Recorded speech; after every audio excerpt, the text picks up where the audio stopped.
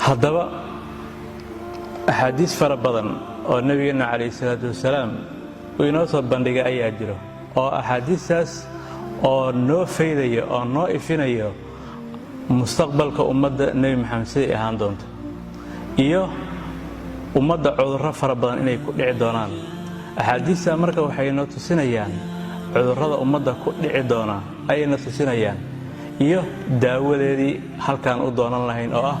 axaadiistii nebiga calayhi salaatu wasalaam iyo qur-aankiiba. haddaba xadiis saxiix bukhaari ku soo aroray nebigu wuxuu leeyahy calayhi salaatu wasalaam isagoo uu ka soo wariyay abi saciid alkhudri latattabicunna sanana man qablakum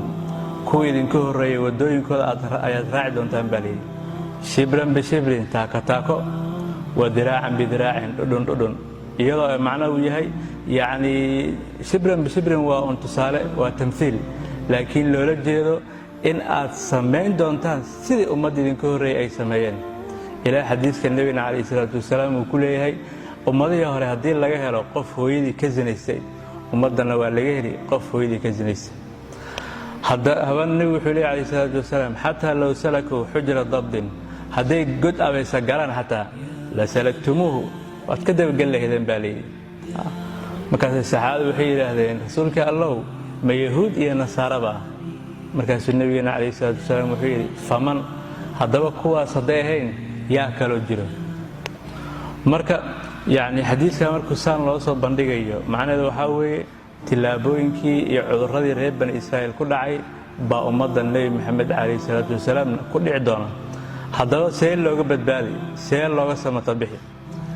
dhan kale markaynu fiirinno waxaynu odhan karnaa maxay ummadda nebi maxamed u raacday waddooyinkii reer bani israa'iil ama waddadii reer bani israa'iil ay martay. haddaba waxaynu fiirinaynaa yacni ummadda nebi maxamed bilowgoodii hore qaabkii ay u samaysmatay iyo maraaxiishii ay soo martay. alla subxaanahu wa tacaala wuxuu leeyahy suuratu aali cimraan kuntum khayra ummatin ukhrijat linnaas waxaad ahaateen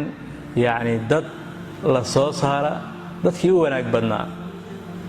oo maxaa laydiin soo saaray inaad idinka fiicnaataan oo keliya ma ahee munkarka ugu weyn oo ah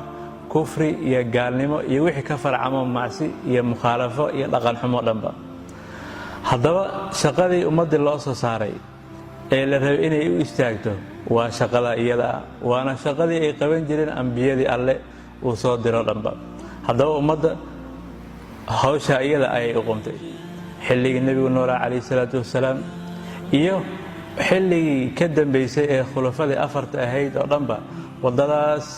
oo khayriyada ah ay ummaddii ku taagnayd hawshii loo xil saaray iyo mas-uuliyaddina si fiican bay u gudanaysay iyo ay uga soo baxaysay.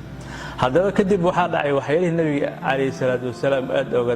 digay oo ahayd in ummaddan yacnii adduunyo loo furi doono adduunyadii macaanayd ee cagaarnayd in ummadda lagu halqin doono markaas inay madaxtinimo isku dagaali doonaan dagaal dhexdooda ka dhex dhici doono raaxa adduunya iyo macmacaan oo dhan inay ku mashquuli doonaan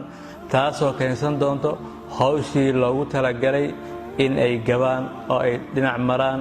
oo ay garan waayaan noloshoo dhan shaqada iyo wadiifada iyo ujeeddada ay u nool yihiin oo dhanba. haddaba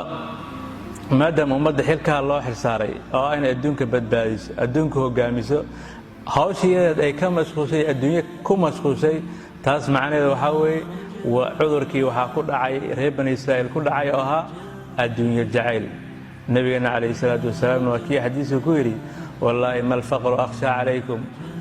faqiirtinimo cayrtinimo idinkaga cabsan maayo ee waxaan idinkaga cabsanaya waxaa weeye adduunyo in laydin furo adduunyo in laydin waasiciyo markaa iyada aad ku wada tartantaan aad halaagsantaan sidii ummadihii ugu hore ay ugu tartameen ay iyagana ugu halaagsameen.